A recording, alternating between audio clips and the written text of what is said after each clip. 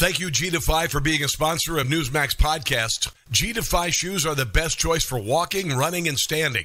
If you spend a lot of time on your feet, these are the shoes for you. G-Defy's patented Verso shock technology aligns your posture and perfects your gait. Go to gdefy.com and use the code MAX for $30 off on orders of $130 or more. All right, happy Friday, and welcome to your Newsmax Daily for July 12th, 2024. And now I want to hand it over to the president of Ukraine, who has as much courage as he has determination. Ladies and gentlemen, President Putin. I wouldn't have picked Vice President Trump to be vice president, but I think she was not qualified to be president. I love my staff, but they add things all the time, at the very end. I'm catching hell from my wife for that. Anyway, I'm following the advice of my commander-in-chief, the chief of staff of the military, as well as the Secretary of Defense and our intelligence people, where the access to that market was enticing enough to get companies to come in because they had access to over 1 billion people in a market, not 1 billion, but a lot of people in the market. And so they were doing it. I'll take your questions. I've been given a list of people to call on here. Oh, I bet he was given a list, and he probably wasn't supposed to say that out loud. One of the first questions, of course, was about his mental health. I am not opposed if my doctors tell me I should have another neurological exam. I'll do it. Well, clearly his doctor or somebody has to tell him. This is the President of the United States, the leader of the free world, in front of the world. This is all on the First Lady at this point, and Hunter. The Democrats don't need to convince Joe because there isn't going to be any convincing. He's convinced that he's great and everything's fine. They need to convince his wife to end it. Let's start with Greg Kelly. So there's something called the law of holes. Have you ever heard about this? It's an adage. If you find yourself in a hole, stop digging. After the debate, Joe Biden has been a subatomic nuclear-powered drilling tool that's already gone through rock bottom and is drilling all the way to the molten core of the depths of this earth. This damage control tour every single day. It gets worse. His position is totally untenable. He cannot remain the nominee. He can't be the president anymore. This big press conference tonight was supposed to show us that Joe Biden still has it. You don't have to watch the whole thing. In fact, you know from the very first answer to the first question that he's gone. I'm sorry, but it's true. And here it is. Mr. President, your political future has hung over the NATO summit a little bit this week. Speaker Pelosi made a point of suggesting that your decision on whether to stay in the race was still open. George Clooney and a handful of lawmakers have called on you to step aside. Reuters is reporting tonight that UAW leadership is concerned about your ability to win. UAW just endorsed me, but go ahead. Thank you. My question for you is, how are you incorporating these developments into your decision to stay? And separately, what concerns do you have about Vice President Harris's ability to beat Donald Trump if she were at the top of the ticket? Look, I wouldn't have picked Vice President Trump to be vice president, but I think she was not qualified to be president. So let's start there. Yeah, let's start there and finish there. Vice President Trump. This is not a slip of the tongue. It's a slip of the brain. You can't be president anymore, all right? This is 25th Amendment territory. We went through it the other night. It can be done. Those people, if they have an ounce of integrity and mercy in the cabinet, they would vote to remove him and notify the Congress, and they can do it. Vice President Harris is goofy, and she laughs a lot. But she knows who the president is. She knows that she's the vice president. The press today was awful, by the way. I mean, nobody really put it all together because he was having cognitive episodes in the middle of this thing. Nobody really pointed that out. This fellow is actually pretty good. He's a Brit. I'm not sure of his affiliation. Maybe he'll tell us, but watch this. Thank you, Mr. President. I wanted to ask you about your, you mixed up Presidents Zelensky and Putin earlier today. And you now have sort of your key allies, including the British Prime Minister, the President of France, and the German Chancellor having to step in and make excuses for you on that. And officials here are saying off the record that your decline has become noticeable. Hasn't this now, frankly, become damaging for America's standing in the world? Thank you. Did you see any damage to our standing in my leading this conference? Have you seen a more successful conference? What do you think? And the Putin piece, I was talking about Putin, and I said, and now, at the very end, I said, Putin. I said, no, I'm sorry, Zelensky. Yeah, got Putin wrong. He got his vice president wrong. Later on, he calls his military aide the commander-in-chief. This is serious. It is serious. You know, when he said Vice President Trump instead of Kamala, he didn't even realize he said it. He just kept going. When he said Putin instead of Zelensky, he took a second or two, but then he said, he's going to beat Putin. Zelensky's going to beat Putin. In this case, he didn't even know he said it. He just said, let's start with that, all defiant. Catch Greg Kelly Reports, 9 o'clock Eastern on Newsmax, followed by Chris Plante and The Right Squad, with special guest Sebastian Gorka. Sebastian, well, how'd you enjoy the big press conference? It was a humdinger, wasn't it? Am I talking to the son of the great Jules Orteg, the real Chris Plant that keeps DC sane for 3 hours every morning? God bless you, Chris. Great to see you in the 8 p.m. slot as well. Great to see you.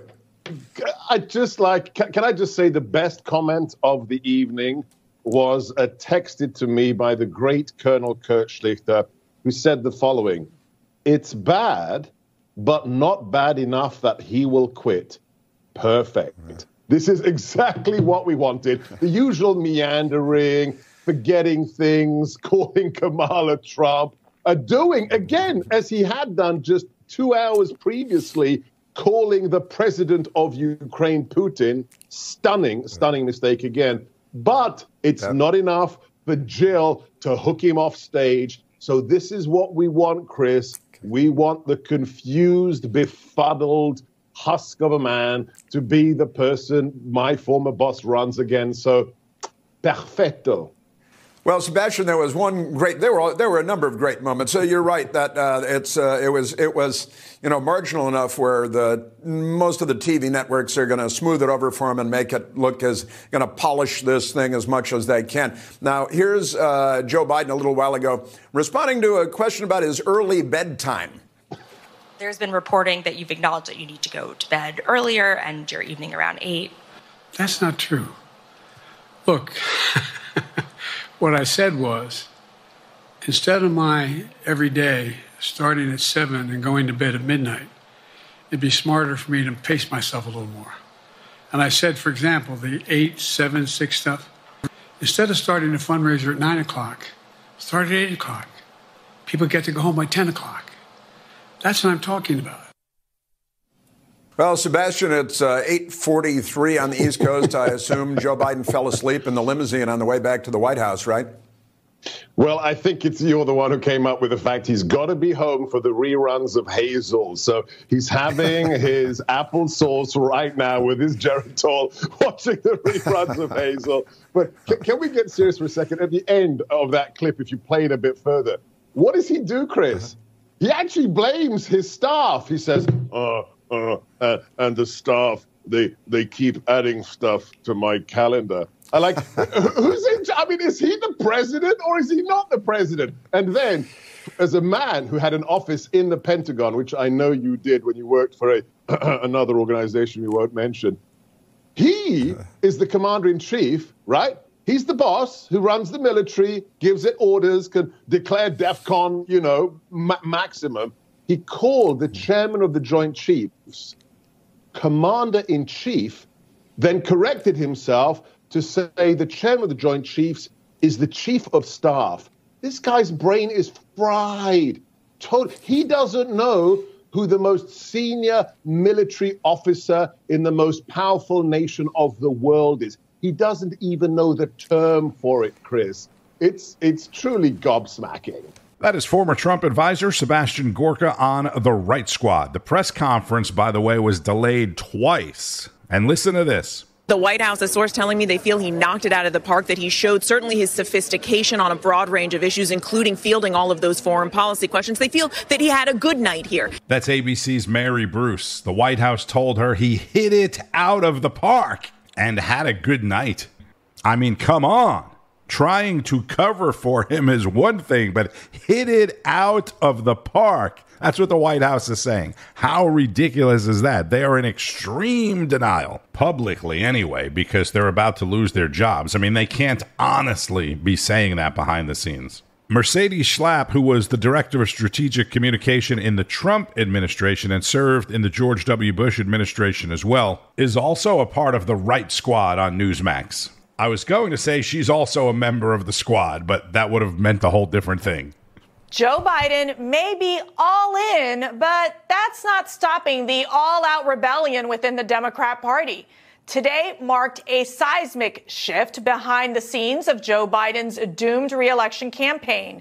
No longer is the conversation surrounding a new nominee secluded to some Democrat lawmakers here and there. That's been survivable for Joe. Now the Democrat heavyweights have entered the arena, the liberal powers that actually pull the strings. That brutal but too little too late New York Times op-ed by George Clooney yesterday calling on Biden to drop out.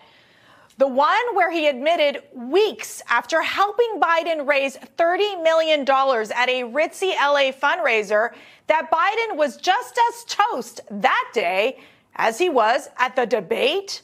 Well, turns out Barack Obama, the kingmaker, who was also at the fundraiser, was given advance notice of that op-ed from Clooney himself and had no desire to stop it. Politico reports, while Obama did not encourage or advise Clooney to say what he said, he also didn't object to it.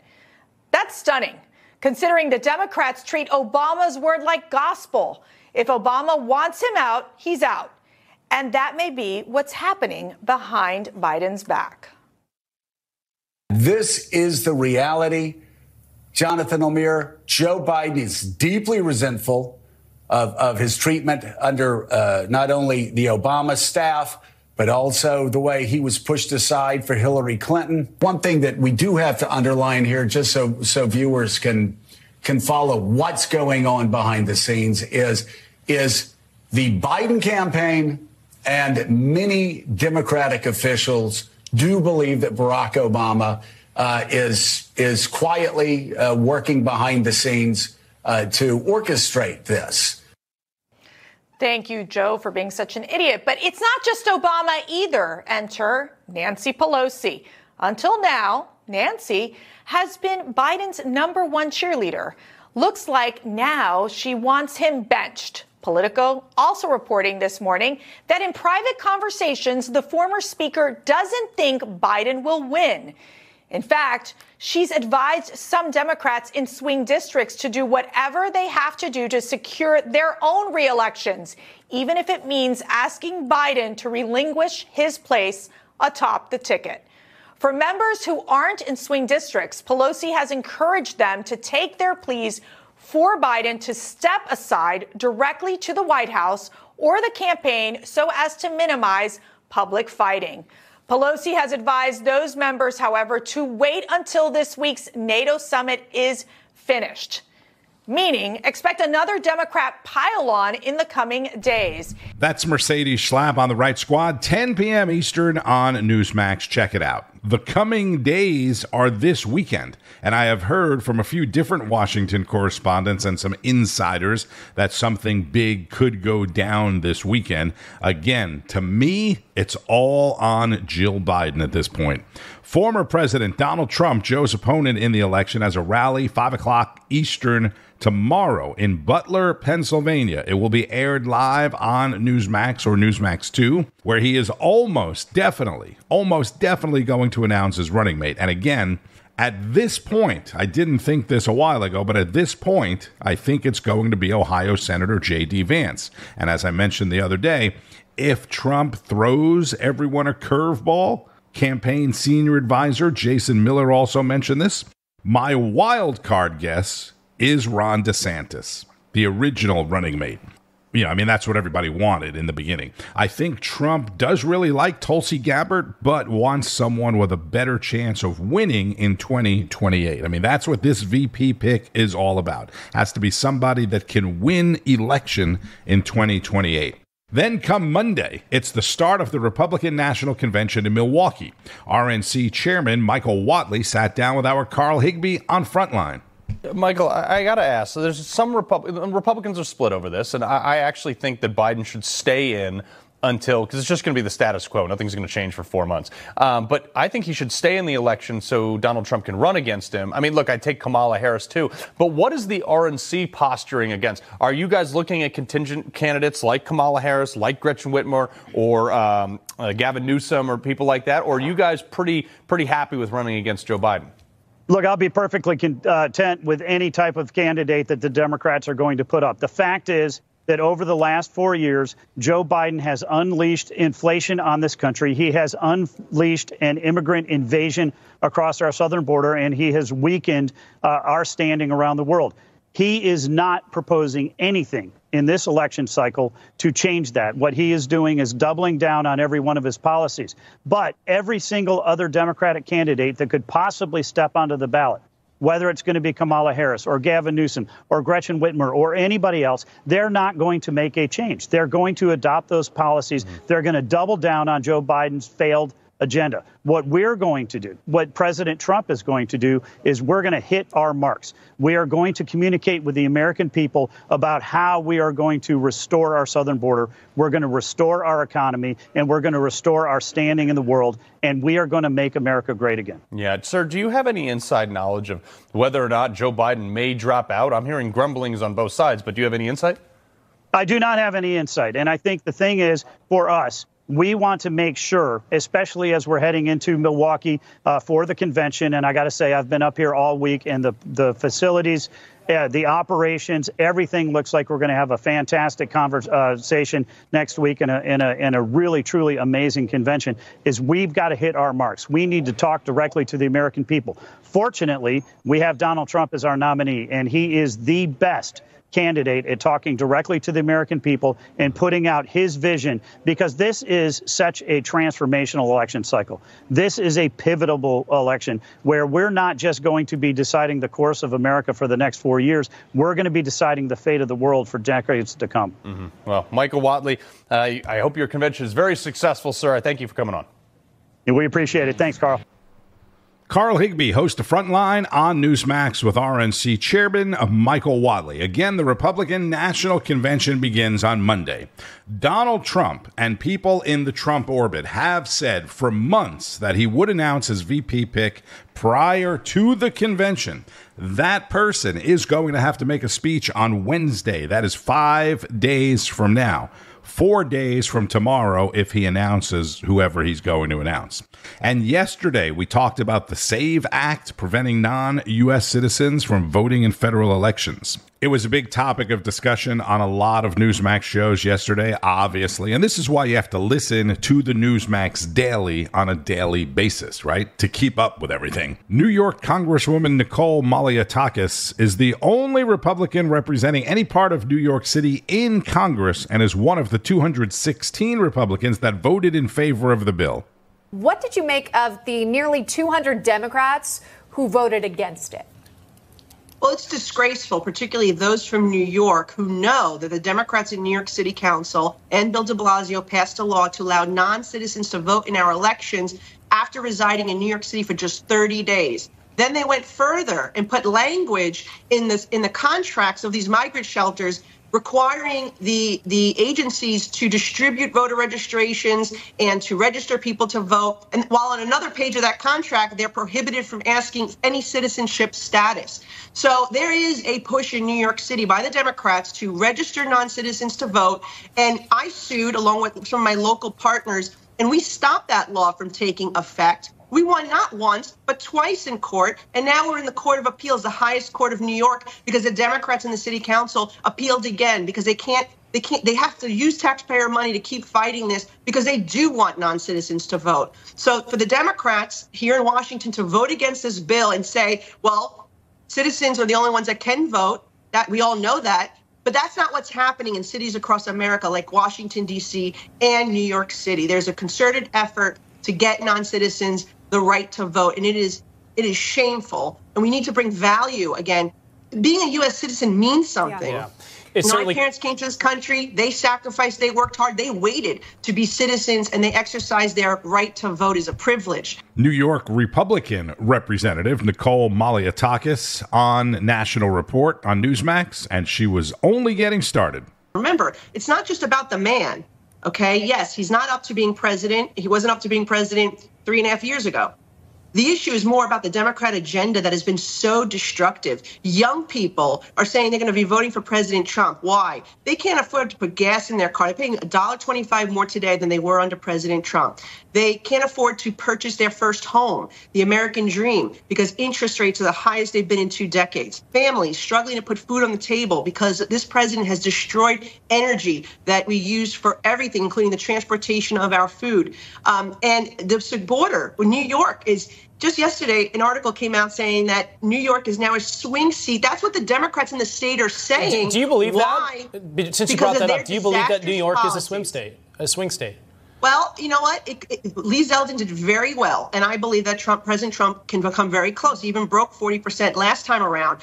But if he is coming close in New York, what does that tell you about the rest of the country? He is crushing it in all these swing states across America, and they can change President Biden with whoever they want as the candidate. It doesn't take away from their disastrous agenda that has crippled our economy. Our borders have been dismantled. Sure. Streets of New York like mine, totally chaotic. 2 cops shot by an illegal immigrant, a 13-year-old girl raped by an illegal immigrant. Crime is that's all the result of President Biden and his administration. The names and faces may change, but the agenda stays the same. I have some relatives from her district, in fact, Staten Island, visiting Florida this week. They want to move here so badly. But they work in education, so they have to put in their time for that big pension. And then I guarantee they'll be moving to the Sunshine State, now the Free State of Florida, as it's known.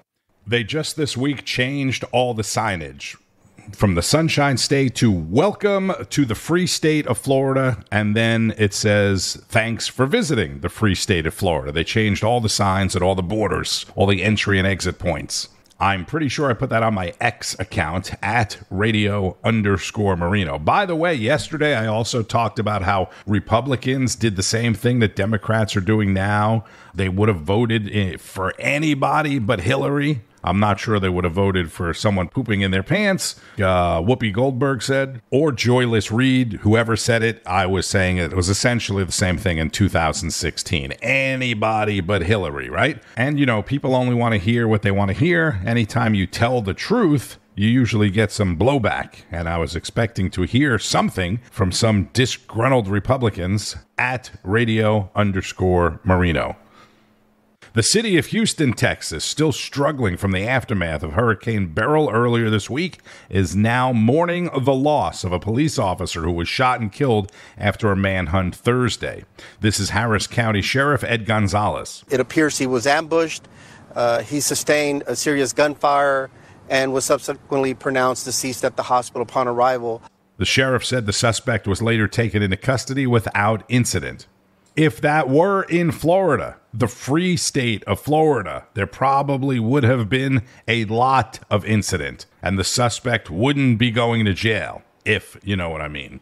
And on Wall Street, big bank earnings taking center stage today. JP Morgan, Wells Fargo, and Chase, Goldman Sachs, Bank of America, and others coming up next week. Stocks opened mostly green this morning after yesterday's sell-off in the tech sector, at least. All right, keep up with all of the news today and all weekend long on Newsmax, Newsmax.com, and Newsmax Plus. Also with the Newsmax app, which allows you to watch from anywhere, available in the App Store and Google Play. If you're not watching on Newsmax Plus, simply go to NewsmaxPlus.com, get signed up. You can get a free trial. It includes all of your favorite shows and hosts, expert analysis, special programming, documentaries, and more. You'll see a lot of that over the weekend. I'm Tony Marino. Thank you, as always, for listening to the Newsmax Daily Podcast. Today is National Friday, as in free French fries at some fast food places. Have a fantastic and safe weekend, and keep on fighting the good fight. News breaks every minute, every day. You need the app, the Newsmax app. Find it free on your smartphone store. Then watch us anytime, anywhere. It's our America. We conquered it. We built it. Great values like honesty and fairness. Great courage. A great nation needs a free press. Newsmax is it. 30 million Americans regularly go to Newsmax when they really need to know. They watch Newsmax TV at home. On the free Newsmax app, they go to Newsmax.com. Start today. Newsmax is real news for real people.